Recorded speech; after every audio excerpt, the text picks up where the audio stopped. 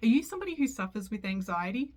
It is absolutely the worst being at the mercy, not knowing when you're going to be triggered, not knowing when that anxiety is going to flare up and flood your system. It distracts you from what you want to focus on, and it distracts you from how you want to show up in this world. The thing with anxiety is that it is its own language. And when you understand what anxiety is trying to tell you, you now hold that golden key to be able to unlock its grip on you. I'm Claire Chancellor, NLP trainer, master coach, hypnotherapist. I'm absolutely fascinated by the power of the mind and what it can do to impact our lives moving forward. When you understand limiting emotions such as anxiety, depression, stress, then you can understand what is on the other side to be able to create that self-worth, the confidence and the success that you want to create on the other side. In today's video, I want to share with you something to consider, that aha moment about what is triggering your anxiety, where you can focus your attention to be able to understand what it is trying to tell you. Now, anxiety in itself is a focus too much on the future, too much worrying about the worst case scenario, and the unconscious mind planning out all of these different scenarios. If this happens, I'll do that. If this happens, I'll do that. And it's just energy in absolute overdrive. No wonder it's exhausting. You've got to understand that the unconscious mind, that part of you that is not the logical mind, it is recording everything about your experience. Its number one job is to ensure your survival. So it knows that what it has done, provided the strategies that you've got at the moment, has led you to this moment. And you're surviving, you're watching this video. The unconscious mind is in charge of our breathing, our heart rate, all of these things, again, to ensure your survival. When you were growing up, your unconscious mind was dialed right up to understand how to navigate this world. And so it was taking on your caregivers' understandings, expertise, suggestions, beliefs, values. If they could survive, then we need to follow their rules, in a nutshell. And so the unconscious mind, again, like a sponge growing up, it's taking on board everything it needs to know about getting you to move forward in life. Now, let's say that something's happened to you where your parents have said, yep, we're getting a divorce, or there's been some level of shock or something that you were unaware of. Previously, you were on your merry way, plodding along through life, and then that rug gets pulled out from underneath you. And that's when your unconscious mind says, never again will I just be on my merry way. I now need to be on alert, potential problems, potential scenarios. Being relaxed, being calm is a problem. We can't do that because then we're not ready to take action, or we're not ready for the worst case scenario. And so in that moment, that's when the anxiety gets built and created so that you move, so that you are aware of potential problems. And so when you work with the unconscious mind, you can go back using things like hypnotherapy and other coaching processes to better understand what was that moment in time where the unconscious mind said, okay, anxiety is a good thing, that we need to be on alert, that we need to project into the future and be ready for all the things.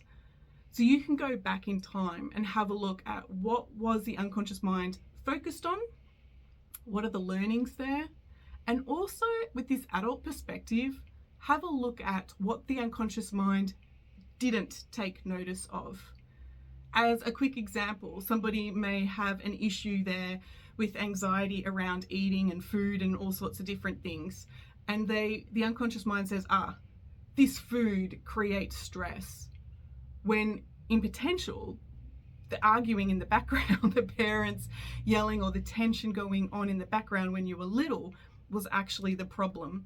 But the unconscious mind is focused on this thing.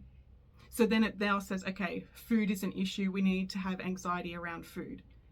This is just an example. I could have gone with money, seen mum struggle to pay at the checkout and then think, okay, money's a real problem. Asking for what I want is a real problem. And then as an adult, it's like, minimize my needs. Don't ask for too much. Because back then, it created stress and tension. So hopefully this is illustrating what's going on that creates that type of anxiety. Logically, we are not going to know what was that situation or scenario. Your unconscious mind is storing it, but logically, that's a different part of the mind. So you can't solve anxiety with the logical mind. You can manage it. You can manage your anxiety with breathing and all the different techniques, but to be able to understand where it started from and to be able to release it at that point in time, that does take somebody to work with you to help navigate what was going on, where were you focused, and what new choices are available when we look through a different lens. So bringing our attention back to what's triggering the anxiety. Well, as an adult, you are taking in your worldly experience through your 5 senses. So you're looking through the eyes, hearing through the ears, smelling, feeling, all the different 5 senses. And so let's say that you are at a work scenario, working with a team, and somebody on that team says something in a bit of a direct tone, your idea won't work. Now, somebody with healthy emotional security, okay, that idea won't work, and ask different questions. But if somebody on the team has been potentially bullied, or when they bring their suggestions forward, they've been minimized, or they've said that thing in a particular tone that dad used to say before everything hit the fan, that is now going to feed back into the past and bring that program forward on the panic, the anxiety, oh my gosh, I'm in trouble, how do I get out of this, the worst case scenario. Let's slow this down a little bit further and say, you hear somebody say something, your idea won't work. The next thing that happens is that your heart starts to race, or you get sweaty palms or a dry mouth. There'll be some sort of body response here where it's like, yeah, I'm going into anxiety. The next thing that happens is the mind starts to sort for patterns in the past of what happened back then, how did we get out of it, what did we do, what's the next step? And then in that microsecond, we're now dealing with your behavior. So do you withdraw? Do you get a bit more outspoken? Do you get defensive? Do you react?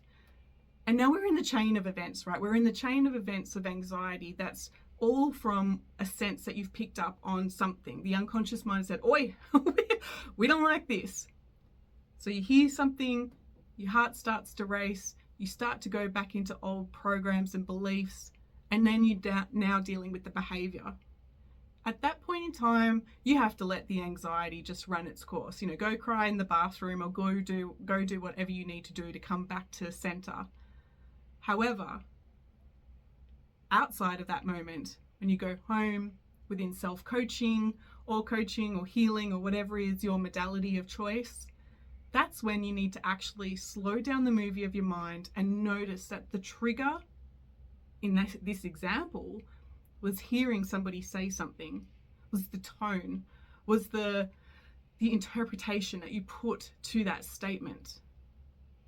And then we start to question and analyze, okay, where did that come from? Like, when did your unconscious mind link those two things together, that tone equals anxiety?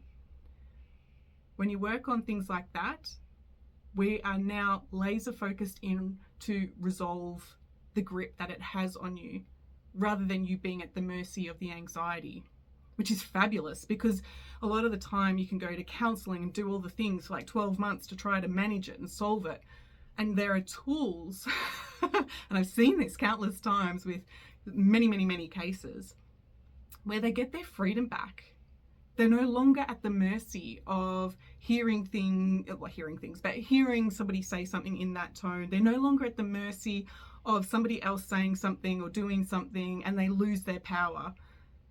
They now know that, like, okay, I can address this with that sense of emotional security, ask different questions, stay in that leadership space, whatever they need to do.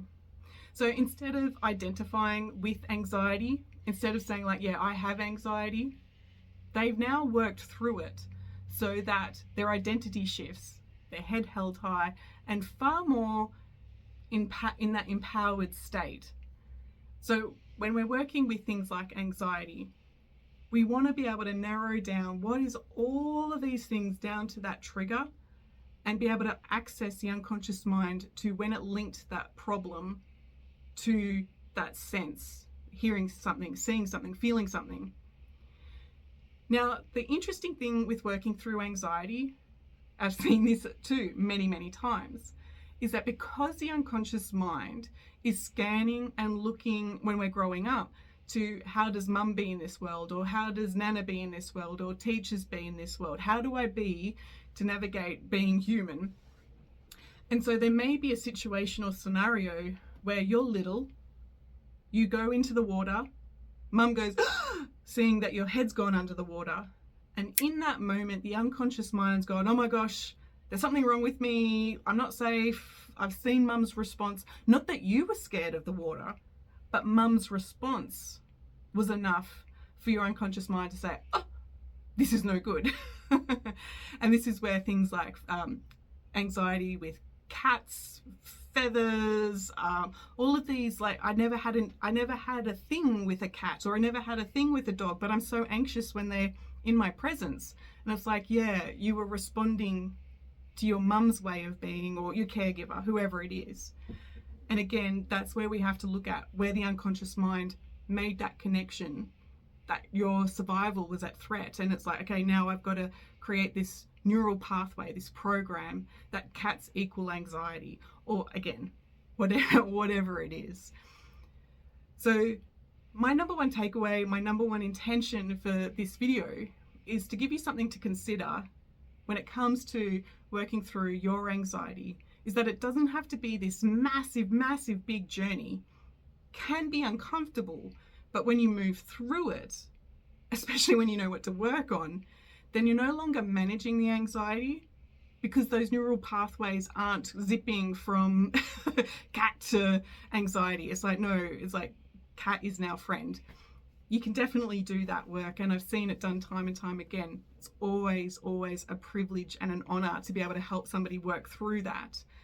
And so, yeah, just check in with yourself as you're moving through day to day, how you're instinctively and very quickly making assumptions, judgments about your experience, what you're picking up, that tone, what you're seeing, what you're hearing, what you're feeling, what someone says to you. And just notice how quickly your mind will connect it to something that may or may not be connected. I love this stuff. I love I love talking about it. So if you're curious about your levels of anxiety, burnout, and what you can do about it to build your self-worth, so you're not at the mercy of these triggers, check out my self-worth quiz at the bottom here. It is going to give you a really clear insight into what's going on, what's dropping your energy, and what you can do about it. I'm Claire Chancellor, and I will talk to you later. Bye.